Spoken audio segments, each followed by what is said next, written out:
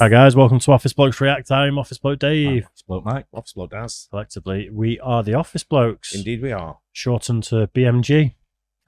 I just said I don't respond. We're just waving to someone there. Right, legal in the US, but not. In the UK? It just says, but not. I don't know. Right. And I'm not going to lie, I saw that someone else had reacted to this, and it looked good. Yeah. So just literally nicked it from someone else that reacted to it. Okay. James Milner. He does a bit has got a look of him, hasn't it? I think I've watched some of this guy's videos before. I think he's done, because there's lots of like pseudo-legal stuff in Always Sunny in Philadelphia. Like they pretend to know the law even though they don't. Is he a lawyer? I think he is. Sort of look of one, hasn't he? With Yeah, all the he's books in about yeah, all the books just like it. They end up in court quite a lot, and I'm sure he's done a video where he does he breaks down the actual legal cases in episodes of Always Sunny, and things like that. Yeah, I think that's the sort of way he goes at these sort of things. If it is him, it looks very similar to the guy I've seen watching that before. Wrexham figure at the weekend, by the way. Oh, did you? Yeah, that's good. Yeah, enjoying it. Nice. Just thought I'd say. Well, we've not released the reaction to it yet, so no one's going to know what you're talking about. A bit early. Gone too early.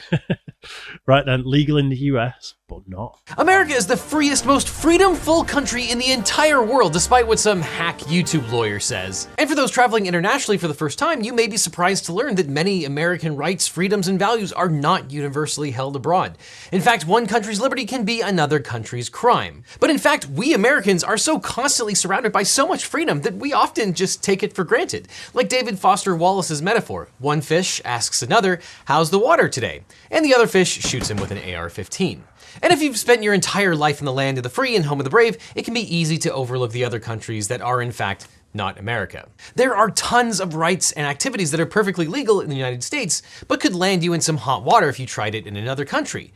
Like the mullet hairstyle, for example. What? The mullet, that iconic hairstyle of 1980s actors, rock stars, and athletes, really has no business continuing to exist in the 21st century, and yet inexplicably it still does. But this is America, damn it, where you don't have to fight for your right to party in the back and business in the front.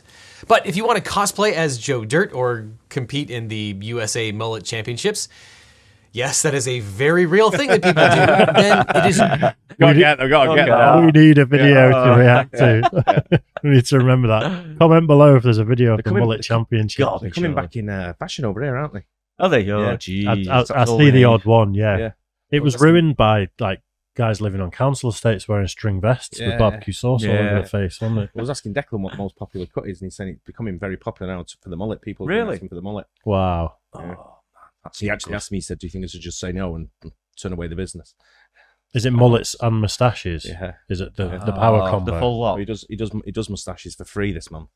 November. Yeah. Oh, right. Good idea. Your right as an American to look like an idiot. In fact, that might be the most fundamental American right that there is. But for certain freedom-hating countries trying to save you from yourselves, the mullet and other crimes of fashion constitute a criminal offense. For example, in 2010, Iran's Ministry of Culture officially said goodbye to mullets, banning the hairstyle for being un-Islamic. In an effort to rid the country of so-called decadent Western haircuts, Iran launched a crackdown on mullets, elaborate spikes, and long hair, because nothing says decadence like the mullet. Now, in years leading up to the ban, police have actually raided barbershops that offer these disfavored hairstyles. After the ban, violators have been subject to fines and impromptu haircuts by the police for violating these standards. Government officials have even gone to hairdressing trade shows to outline what haircuts are legal.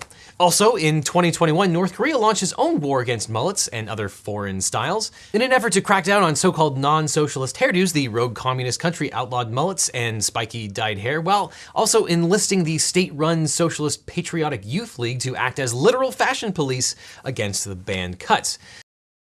Most punks class themselves as communists, so don't they? And it's like anarchists, but with like a communist sort of sway to it. Yeah. So you think a socialist country would be all for the Mohawks walking around? Yeah, maybe. I suppose the same haircut as that leader, that Kim Jong-un, whatever his name is. Yeah, it's grim, isn't it? Yeah. It's quite a nice haircut. Quite like it. I think so. I might start doing it. Yeah, but he can sort of biggest in like 70s and 80s, I suppose, weren't you, of the punk era? I had a Mohican for a couple of years. Did you? Hmm. Nice. Did you have to dye it, or was it just accepted as orange. It's bright red. No, I never dyed it, and it wasn't like I spent all morning doing that, but it was just like a few spikes. Right. Got any pictures? I don't, but there will be some in existence, Oh, definitely. funny. There's pictures of me. Like, I went snowboarding and refused to wear a hat. My head was absolutely freezing the whole time, just because I didn't want to put one over it.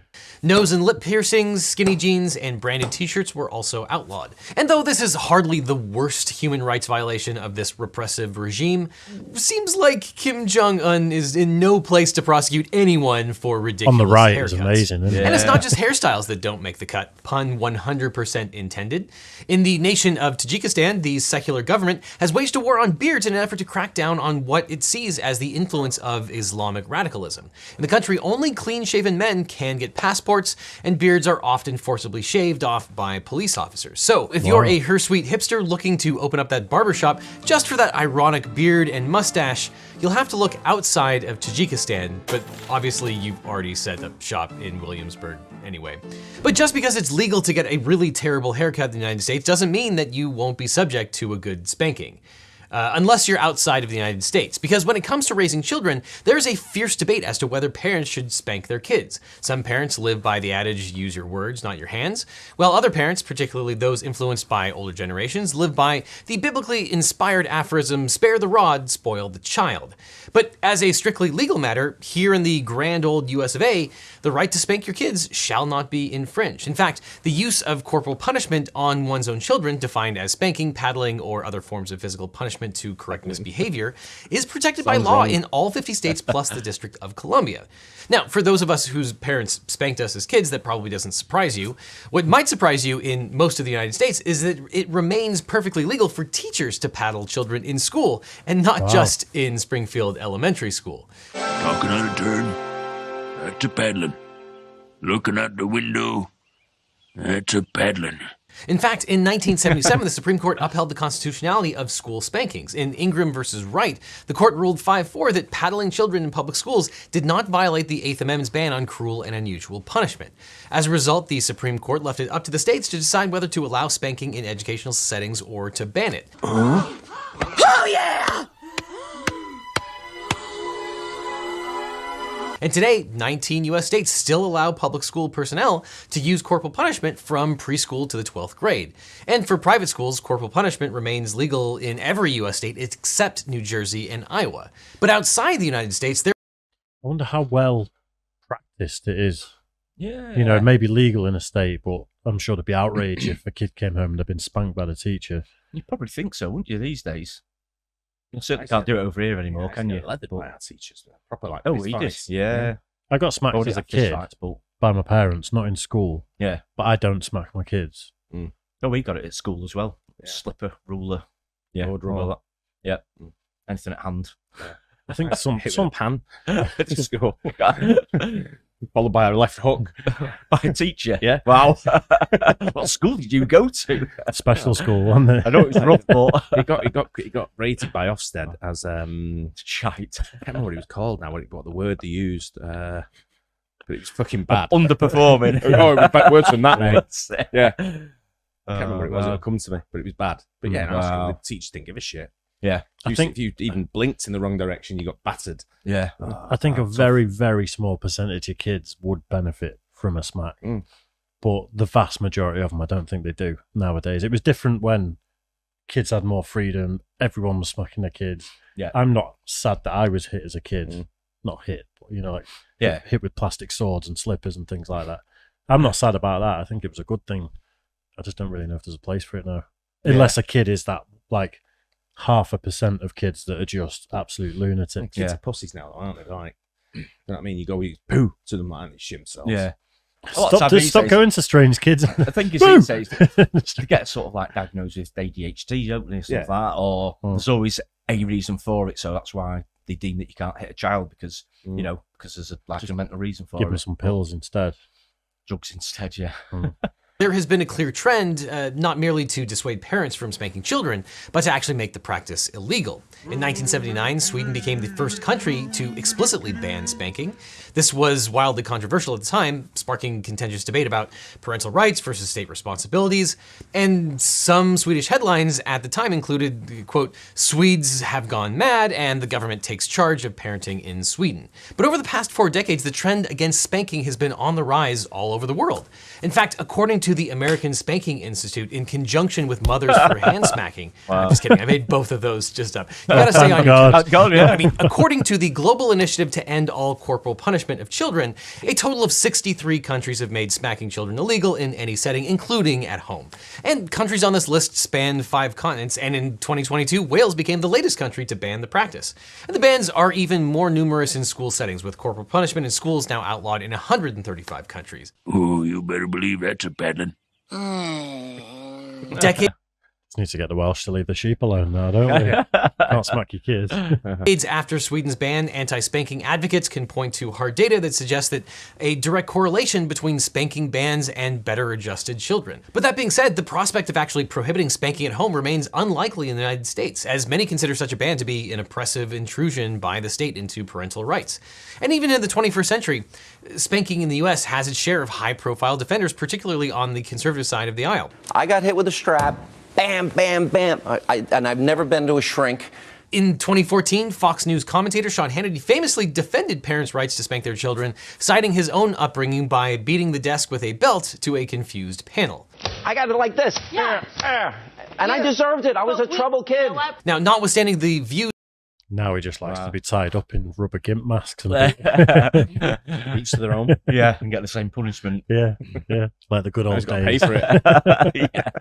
of the obviously well-adjusted commentator who clearly turned out fine, spanking has seen a notable decline in the US. The proportion of parents who utilize the practice has dropped from 50% in 1993 to only 35% in 2017. But look, if you want your children to turn out like Sean Hannity, then maybe start with some spankings. But that takes us to a topic that almost everyone agrees on, and that is cannabis. Because in a nation that seems increasingly divided on almost every single issue, one of the few areas of bipartisan agreement is the embrace of legal marijuana. Now, although cannabis remains illegal under federal law, the feds have allowed states to experiment with their own loosened restrictions because, well, I'll let John Mulaney explain that one.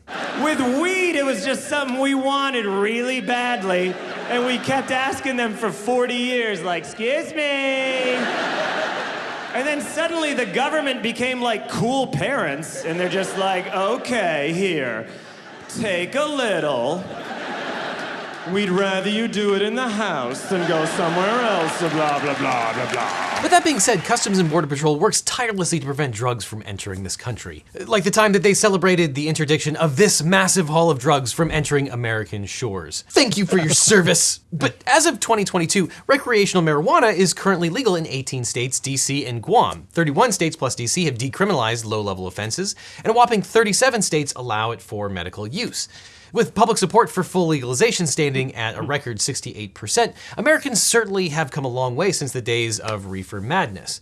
Innocently they dance, innocent of a new and deadly menace lurking behind closed doors. Marijuana, the burning weed with its roots in hell. But try to take that wacky tobacco outside of our borders and you could find yourself in severe legal jeopardy. In fact, in a handful of countries, possession of cannabis could have you staring down a hangman's noose. And this disparate legal treatment of cannabis abroad was recently put on display following a high-profile detention in Putin's Russia. In February 2022, US women's basketball superstar Brittany Griner was arrested after customs authorities claimed to have found cannabis vape oil cartridges in her carry-on bag. But given that Griner's arrest came days before Russia invaded Ukraine, some have speculated that the Kremlin arrested Ms. Griner to pressure the US and others to not stand in the way of Putin's invasion. To that point, Russia has been known to falsify drug charges against critics in the past, so it's certainly not out of the realm of possibility that the same happened here. She lost her appeal last week, didn't she? Wasn't you going to arrange some kind of prisoner swap? I'm That's not what sure. I thought. Yeah, I thought they were gonna. I thought that's one of the reasons why she was arrested. Yeah, because Probably looking at the future, Russia thinking, right, we'll use her as a pawn to get some of our soldiers or whatever back. So that's what I thought they were doing. But That's what I thought I read. yeah, not read much lately, but I saw an article that said she'd lost her appeal and she's starting a 8-year sentence. Yeah. They said it was last week. Wow. So I don't think she'll do it though. I think, like you say, the political prisoner. There'll be some sort of Sort of 2 or 3 days. It's fucking 2 or 3 days too long, isn't it? of course it is. Yeah, absolutely. Yeah. We've talked about this before though. If she did take an illegal substance into another country, You know what you're doing, just yeah. because she's famous, Yeah. doesn't make her exempt. Yeah, if it was any of us, we'll probably be in prison. Yeah, of course. But they won't care as much. But they'd probably put us in the gulag for 30 years, won't they? Yeah. No one would know. They'll probably let us go after about 15 minutes. Fucking get him out of here. Fucking moaning about cyclists, fucking the referees. So at some point they've got to legalise weed in this country as well. I think Going the opposite way. Talking about making it a Class A drug. Really? Yeah. Wow. Yeah, and I saw Greater Manchester Police said the new initiative is to come down harder on drug users than the drug dealers now. Saw that, yeah. And I'm like, are you going back 50, 60 years in drug policy? Not really? only that, do you know where they said they're going to aim? Target first. Where? Football matches. Why is it always the football fan? Unbelievable, isn't it? Yeah. Get the blame for everything, don't we? Yeah. Yeah. It's Well, always our there's fault. well-policed football matches where it doesn't actually kick off very often. You mean? Yeah. It's fine, isn't it? Football Do matches you know where? Do you Yeah. know which sport has the most drug use? I think horse racing, horse racing. Yeah. jockeys, Yeah. isn't it? No, it's the fucking fans. Man. The Really? People go in there. Yeah, it's like you can't even get in the toilets. Is it that bad? Yeah. Is it really? Queues. Wow. I suppose there's probably a correlation between being gamblers, and like putting loads of money down and I mean, I'm guessing they have stimulants. like a lot of groups there as well, Yeah. like stag do's and stuff. So maybe that's another reason, younger crowd. So I mean, it's rife. When I go to away games, I see it all the time. It's everywhere. But at the same time, you go horse racing, it's everywhere. yeah, yeah, it is just You go everywhere. to that's the festivals, thing. you go to the Yeah. Glastonbury, yeah. it's fucking everywhere. yeah, usually. So why not target them? Because easy target, aren't we? Because it's always football fans' fault. Yeah. All the time. I've been saying this for the Yeah. whole of the pandemic. So legalise weed, put a tax on it, like the alcohol tax that generates billions for the government, Yeah. and pay off the COVID relief fund. All this money that they're saying that we've gone back into recession and everything. You can build an industry from scratch. Tax it at 20%, and that 20% goes to some of it to the NHS, some of it to pay off the deficit. Watch how quick things start turning around. They've got to try something different, haven't they? Yeah, and They then tried sort of like banning it and this, that, and the other. It just doesn't work. it doesn't work, does it? But a lot of people, instead of going out fighting, are going to be sat at home and they can't be asked going out, and they're just going to order a pizza instead. So And they're paying tax as well. and while they're paying doing it. tax. The same as the migrants when they come on the boat, when they arrive on these boats that are crossing the channel at the moment, come in, say, right, to get in, 15 grand, yeah? And you've also got to have a registered house before you pay your 15 grand, otherwise go and sit in that tent for the time until you're ready. And when you've got your 15 grand, then you got your house, Yeah. give us a shout on a job.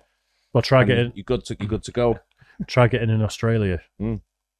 They want to know if you're going to live there, especially if you want citizenship. Yeah. You've got to be able to sustain yourself. Have a I know little we're diverting away from it, but I think you'd need You started I it. think you'd need an ocean going liners to get in there anyway by boat, wouldn't you? I True. think you'd cut it. No. From New Zealand. I guess she should just consider herself lucky that she wasn't poisoned with a radioactive substance.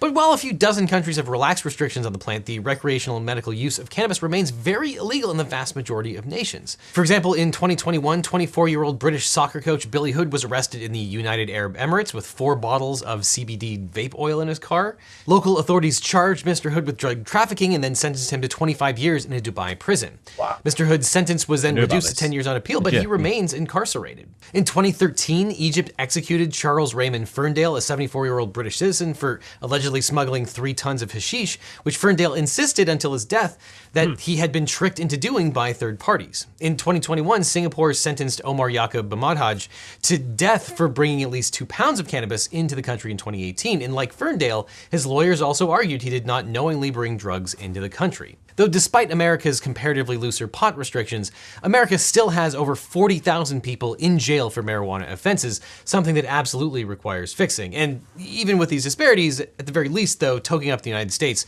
will not result in the death sentence. But that's something that you can change in America because you have the right to vote. But you also have the right to not vote if you don't want to, because while millions of Americans stand up every election day to have their voices heard, millions of Americans also choose to sit down, stay home, and deliberately not vote at all. If I were registered to vote, I'd send these clowns a message by staying home on election day and dressing up like a clown. Now, it might seem obvious to say that you have the right not to participate in American elections, but it might surprise you to learn that staying home on election day is actually illegal in over 24 countries. That's right, in 27 countries, all eligible citizens are required by law to register and vote in every single election. Though several countries like Chile, Italy, and the Dominican Republic that previously adopted mandatory voting have since abandoned the practice. A handful of countries with compulsory voting don't actually enforce any penalty for failure to vote, like Bulgaria, Costa Rica, and Mexico. But you know why? Why they don't enforce it, or why it's a law? No, why they don't enforce it as much. My theory on it would be, Dave Clark comes to vote. Not voting, I'll vote for you. You did vote.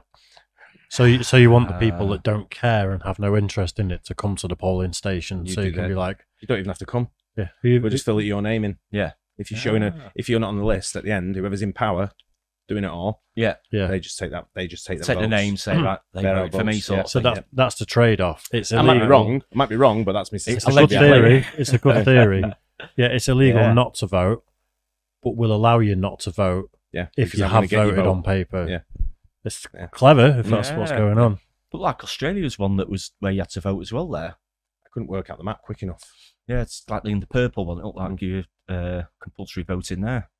It looked like it. I mean, I could be wrong, but over a dozen countries enforce a penalty for failing to vote in elections. Some countries penalize non-voters with outright disenfranchisement. In Singapore, a voter that misses an election is removed from voting rolls and must re-register and submit a valid reason for not voting.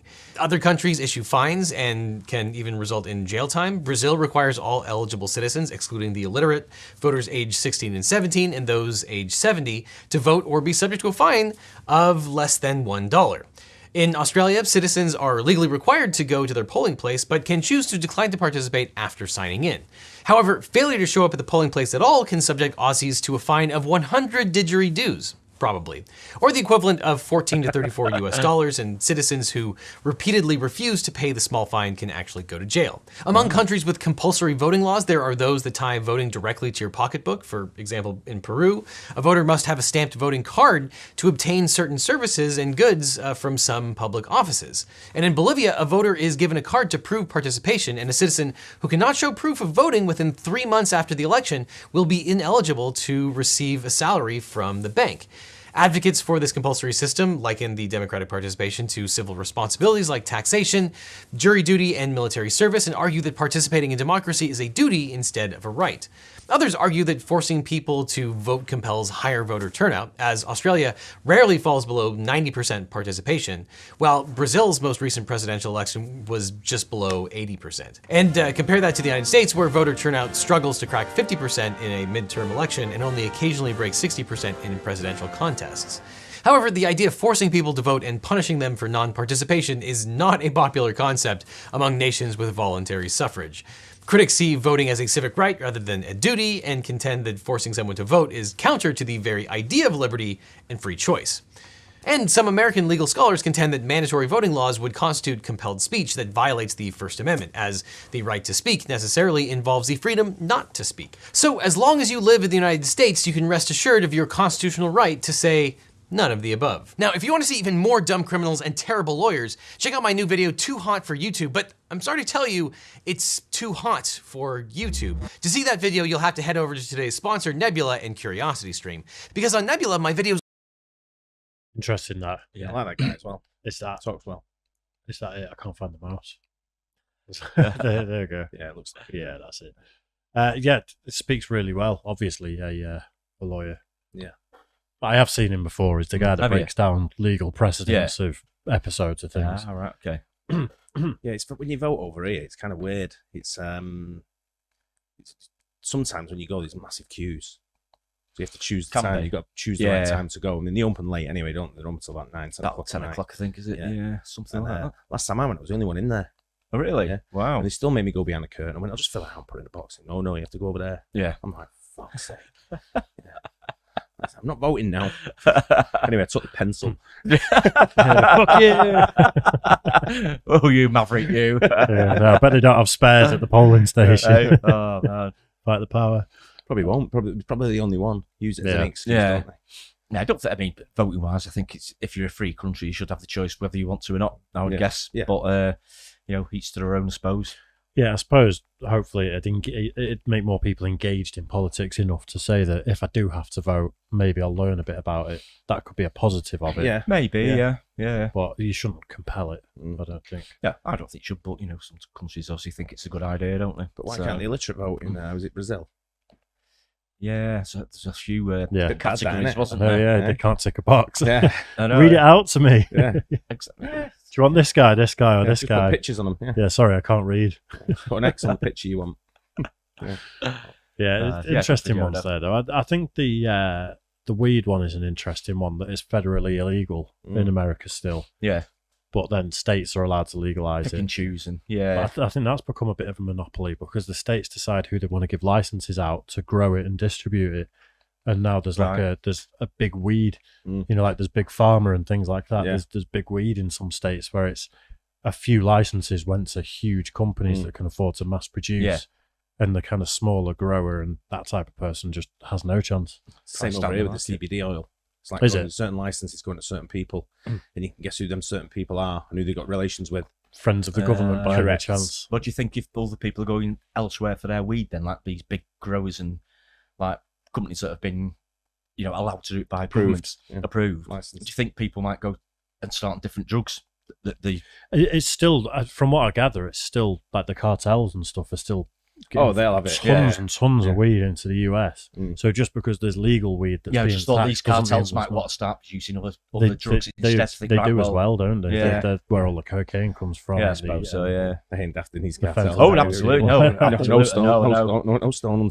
I just thought they might try and push people down a different route. You know, to say, well, we're not selling as much cannabis, we need to sell X instead. But which is probably one of the downsides I could see. No, what they'll do is whoever's selling the most weed, they'll kill them. And then they'll take over that distribution. That's how it works. Probably, you're probably right there. You won't be thinking, he's took over that market. How can I'll get something else and I'll just take over that. I'm knackered out, I might as well just give up. Not going to happen, is it? No. Yeah. No. Have you seen the submarines that the cartel have been making? Yeah, well, I saw I watched that. Have you seen that show where he was in with the cartel? And he was a Russian guy. That's it, bought submarine. Went to buy a submarine. I think Operation Odessa or something like that. I think that's called the show. I saw one where a British kind of tough guy, I don't know if he's an actor playing a tough guy or if he's like a hooligan or something from the past. He went out and spent time with cartels, but also with the army. And they've got this yard full of these submarines that they've seized. And they're saying these are built in the jungle and then dragged down into the sea. And people are legitimately importing tons and tons of cocaine into America. There's no way of getting one of those submarines in a million years. No way. Well sketchy looking. But that's the risk. That's the risk and reward, isn't it? They're turning over billions. They'll get someone to sail it. They'll say, "Here's $100,000." They'll be like, "Wow!" And it's absolutely. There'll always be somebody that'll take the risk. I suppose so. Crackers. But great video though, and editing wise as well was really good, wasn't it? Spot on. Yeah, I like that. Hope you guys enjoyed it too. Don't forget to like and subscribe, and we'll catch you on the next one. Cheers, guys. Cheers.